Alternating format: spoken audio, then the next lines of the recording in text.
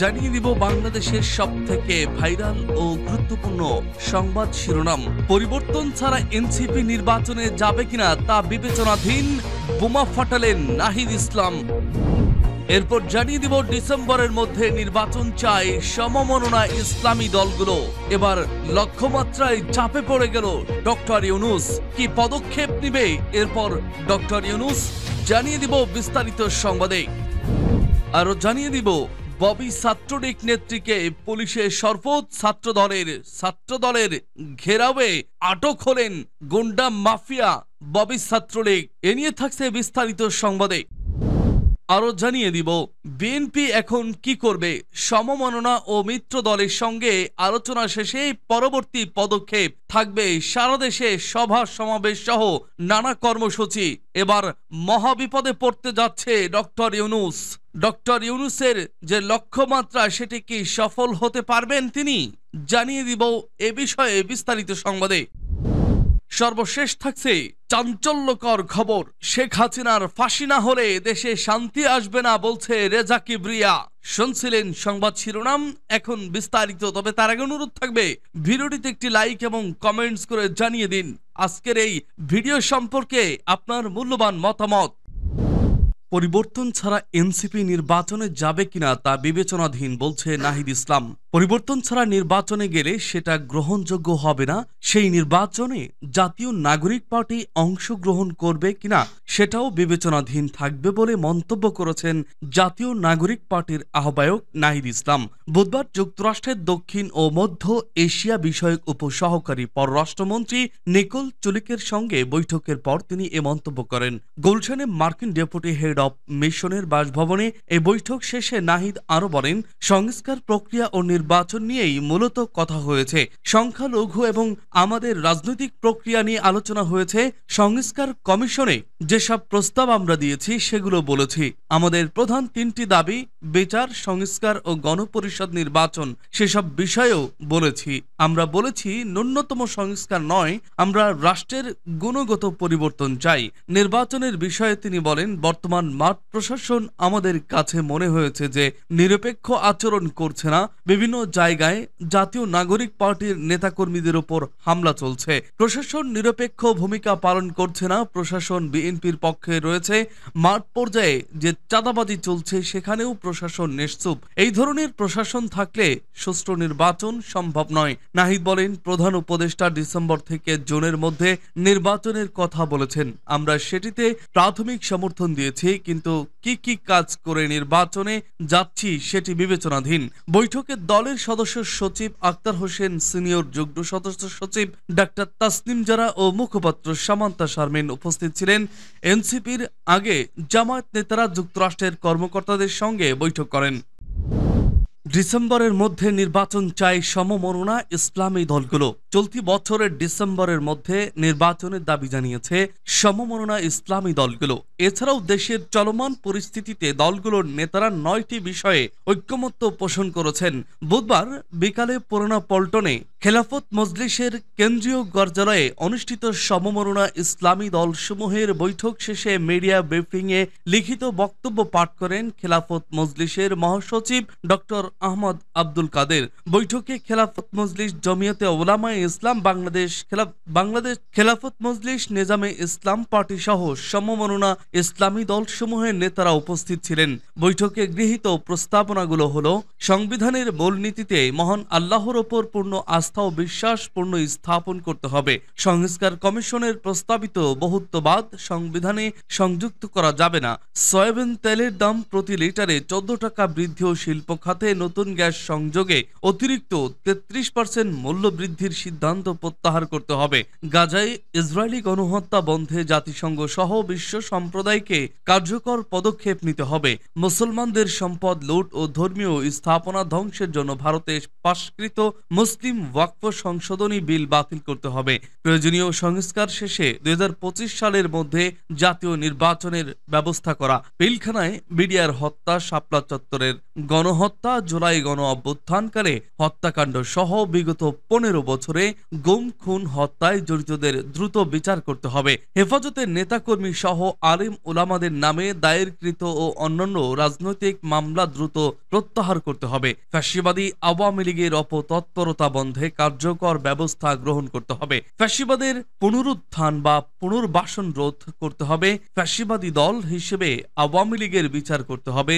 এজন্য জুলাই অভ্যুত্থানকালীন সময়ের মতো জাতীয় ঐক্য অটুট রাখতে হবে। খেলাফত মজলিসের আমির মাওলানা আব্দুল বাসিত আজাদের সভাপতিত্বে অনুষ্ঠিত বৈঠকে উপস্থিত ছিলেন বাংলাদেশ খেলাফত মজলিসের আমির মাওলানা মামুনুল হক, জমিয়তে উলামায়ে ইসলাম বাংলাদেশের নায়েবে আমির মাওলানা আব্দুর রব ইউসুফি, মহাসচিব মাওলানা মঞ্জুরুল ইসলাম আফেন্দি, খেলাফত মজলিসের মহাসচিব ডক্টর আহমদ আব্দুল কাদের, নায়েবে আমির মাওলানা সাখাওয়াত হোসাইন, মাওলানা আহমদ আলী কাসিমি, নিজামে ইসলাম পার্টির সিনিয়র নায়েবে আমির মাওলানা আব্দুল মাজেদ আত্তারি, মহাসচিব মাওলানা মুসা বিন ইজহার, খেলাফত মজলিসের যুগ্ম মহাসচিব অ্যাডভোকেট জাহাঙ্গীর হোসাইন, মোহাম্মদ মুনতাসির আলী, অধ্যাপক মোহাম্মদ আব্দুল জলিল ও নিজামে ইসলাম পার্টির প্রচার সচিব মাওলানা আব্দুল্লাহ আল মাসুদ। ববি ছাত্রলীগ নেত্রীকে পুলিশের সরপত ছাত্র দলের। বরিশাল বিশ্ববিদ্যালয়ের ববি সেমিস্টার পরীক্ষায় অংশ নিতে আসা নিষিদ্ধ সংগঠন ছাত্রলীগের এক নেত্রীকে আটক করে পুলিশের সরপত করেছে বিশ্ববিদ্যালয় শাখা ছাত্রদল। মঙ্গলবার রাতে এই ঘটনা ঘটে বলে জানান বরিশাল মহানগর পুলিশের বন্দর থানার ভারপ্রাপ্ত কর্মকর্তা ওসি রফিকুল ইসলাম। আটক টিকলি শরীফ বিশ্ববিদ্যালয়ের মার্কেটিং বিভাগের 2020-21 শিক্ষাবর্ষের শিক্ষার্থী। তিনি খুলনা মহানগর শাখা ছাত্রলীগের ছাত্রী বিষয়ক উপসম্পাদক এবং বরিশাল বিশ্ববিদ্যালয়ে সংগঠনের সঙ্গে সম্পৃক্ত ছিলেন বলে জানা গেছে। ক্যাম্পাস সূত্রে আরও জানা যায়, জুলাই অভ্যুত্থানে ক্যাম্পাসে শিক্ষার্থীদের উপর হামলার ঘটনায় তার বিরুদ্ধে মামলা রয়েছে। পুলিশ ও প্রত্যক্ষদর্শীরা জানান, সন্ধ্যায় বিশ্ববিদ্যালয়ের 1 নম্বর গেটের সামনে ভোলা রোডে একটি দোকানে টিকলি সহ 3 জনকে অবরুদ্ধ করেন ছাত্রদলের নেতাকর্মীরা। বিষয়টি বিশ্ববিদ্যালয় প্রশাসনকে জানানো হলে রাতেই প্রোটেক্টর তাকে পুলিশের হাতে তুলে দেন। বাকি 2 জনের বিরুদ্ধে ছাত্রলীগের সম্পৃক্ততা না পাওয়ায় তাদের ছেড়ে দেওয়া হয়। ববি শাখা ছাত্র দলের নেতা মিনহাজুল ইসলাম বলেন, টিকলি সহ কয়েকজন ছাত্রলীগ কর্মী ক্যাম্পাসের সামনে গোপন মিটিং করছেন বলে জানতে পারি। 3 জনকে আটক করে পুলিশে দেওয়া হয়। টিকলি বলেন, আমার কালকে সেমিস্টার ফাইনাল পরীক্ষা, সন্ধ্যায় বাইরে বের হলে জুনিয়রদের সঙ্গে দেখা হয়। আমরা চা খেতে গেলে সেখান থেকে আমাদের আটক করা হয়। বিশ্ববিদ্যালয়ের প্রোটেক্টর সোনিয়া খান সনি বলেন, পুলিশের সঙ্গে কথা বলে তাদের হস্তান্তর করি। ওসি রফিকুল বলেন, টিকলির বিষয়ে এখনো কোনো সিদ্ধান্ত হয়নি। বিএনপি এখন কি করবে? সমমননা ও মিত্র দলের সঙ্গে আলোচনা শেষ, পরবর্তী পদক্ষেপ থাকবে সারা দেশে সভা সমাবেশ সহ নানা কর্মসূচি। প্রধান উপদেষ্টা প্রফেসর ডক্টর মোহাম্মদ ইউনূসের সঙ্গে আলোচনা ফলপ্রসূ না হলেও আগামী ডিসেম্বরের মধ্যেই জাতীয় নির্বাচনে অনড় দেশের প্রধান রাজনৈতিক দল বিএনপি। সরকারের কাছ থেকে নির্বাচনের সুনির্দিষ্ট তারিখ ও সুস্পষ্ট রোডম্যাপ চেয়েও পায়নি বিএনপি। গতকাল প্রধান উপদেষ্টার সঙ্গে বিএনপির বৈঠকে অসন্তোষ। এই অবস্থায় কি করবে বিএনপি জানতে চাইলে দলীয় মহাসচিব কৌশলে উত্তর এড়িয়ে গেলেও দ্রুত নির্বাচনের ব্যাপারে অন্তর্বর্তী সরকারকে অব্যাহত চাপের মুখে রাখবে দলটি। সারা দেশে জনসম্পৃক্ত কর্মসূচি দেবে। একের পর এক ইউনিয়ন, পৌরসভা থেকে শুরু করে উপজেলা, জেলা, মহানগর বিভাগ থেকে শুরু করে কেন্দ্র পর্যন্ত সভা সমাবেশ, বিক্ষোভ মিছিল, গণমিছিল, গণ অবস্থান সহ নিয়মতান্ত্রিক নানা কর্মসূচি দেবে বিএনপি সহ মিত্র দলগুলো। এ নিয়ে ইতিপূর্বেও তারা আলোচনা করেছেন। সংশ্লিষ্ট সূত্রে এসব তথ্য জানা গেছে। অন্তর্বর্তী সরকার নির্বাচনের সুনির্দিষ্ট তারিখ ও সুস্পষ্ট রোডম্যাপ দেয়নি। এই অবস্থায় বিএনপির করণীয় সম্পর্কে জানতে চাইলে মির্জা ফখরুল ইসলাম আলমগীর বলেন, আগামীকাল আমাদের সঙ্গে জাতীয় ঐক্যমত্য কমিশনের বৈঠক আছে। সে বৈঠক শেষে আমরা দলীয় ফোরামের বৈঠকে এ নিয়ে আলোচনা করব। এরপর আমাদের সমমননা ও মিত্র দলগুলোর সঙ্গে আলোচনা করে পরবর্তী সিদ্ধান্ত নেওয়া হবে। একই বিষয়ে বিএনপির স্থায়ী কমিটির সদস্য নজরুল ইসলাম খান বাংলাদেশ প্রতিদিনকে বলেন, প্রফেসর ডক্টর মোহাম্মদ ইউনূসের নেতৃত্বাধীন অন্তর্বর্তী সরকারকে আমরা শুরু থেকেই সমর্থন দিয়ে আসছি, এখনো দিয়ে যাচ্ছি। আমরা চাই এই সরকার যেন কোনো ক্রমেই ব্যর্থ না হয়। কাজেই সরকারেরও উচিত আর দেরি না করে যত দ্রুত সম্ভব জাতীয় নির্বাচনের মাধ্যমে নির্বাচিত সরকারের হাতে দায়িত্ব হস্তান্তর করা। সংশ্লিষ্ট একাধিক নির্ভরযোগ্য সূত্রে জানা যায়, বিএনপি চাই একটি অর্থবহ নির্বাচনের মাধ্যমে সত্যিকার অর্থেই জনগণের ভোটে নির্বাচিত একটি সরকার দায়িত্ব গ্রহণ করুক। এতে শেষ পর্যন্ত যদি আরও 2-1 মাস দেরিও হয়, অর্থাৎ নির্বাচন যদি ডিসেম্বরের পরিবর্তে শেষ পর্যন্ত জানুয়ারি কিংবা ফেব্রুয়ারিতেও যায়, সে পর্যন্ত তারা ধৈর্য ধরতে পারে। তবে সেটি কোনো ক্রমেই আগামী মার্চের পরে যেতে পারবে না।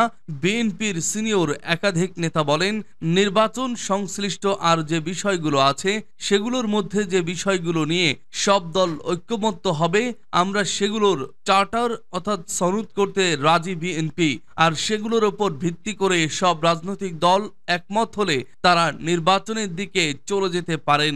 বাকি যে সংস্কার থাকবে সেগুলো যে রাজনৈতিক দল নির্বাচিত হয়ে আসবে তারা বাস্তবায়নের ব্যবস্থা নেবে। বৈঠকে প্রধান উপদেষ্টা আগামী ডিসেম্বর থেকে জুনের মধ্যে নির্বাচন অনুষ্ঠানের কথা বলেছেন, তবে তিনি ডিসেম্বরের মধ্যে নির্বাচন করবেন না তা বলেননি। শেখ হাসিনার ফাঁসি না হলে দেশে শান্তি আসবে না বলছে রেজা কিবরিয়া।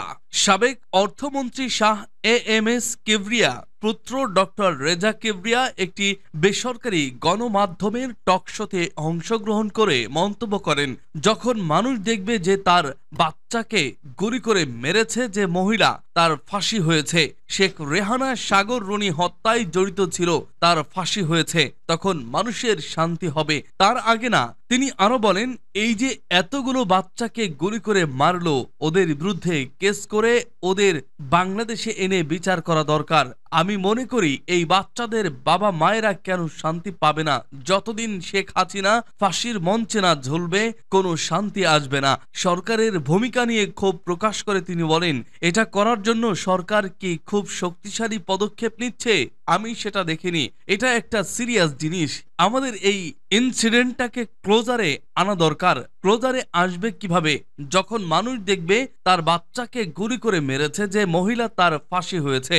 সরকারের বক্তব্যের আলোচনা করে রেজা কিবরিয়া বলেন, এই সরকারের কথাবার্তাও আমি ঠিক পছন্দ করছি না। তারা যে ধরনের নিরামিষ কথাবার্তা বলছে আমি পছন্দ করি না। তারা বলছে আওয়ামী লীগকে রাজনীতি করতে দেওয়া উচিত। যে দল বাংলাদেশে 2 বার গণতন্ত্র ধ্বংস করেছে, বহুদলীয় গণতন্ত্র, তাদেরকে কেন এই সুবিধা দেওয়া হচ্ছে? নাৎসি পার্টিকে যেমন সুযোগ দেওয়া হয়নি, আওয়ামী লীগকেও দেওয়ার কোনো যুক্তি নাই। তিনি আরো বলেন, এটা যেই বলুক না কেন, আমি শুনেছি বড় একটি রাজনৈতিক দলের একজন নেতা বলেছেন ওদেরকে সুযোগ দেওয়া উচিত। আমি বলবো এদের বিচার হোক, কয়েকশো লোকের ফাঁসি হোক, তারপর আমরা আলাপ করতে পারি যে ওদের নিয়ে একটি নতুন আওয়ামী লীগ যদি করতে চাই, কারা থাকতে পারে। ক্লিন ইমেজের কেউ যদি বেঁচে থাকে তাদের নিয়ে দল করতে চাইলে করুক, কিন্তু তাদের বিচার হওয়ার আগে আমি এ ধরনের কথা শুনতে চাই না। আমার মনে হয় বাংলাদেশের জনগণও সেটা শুনতে চায় না।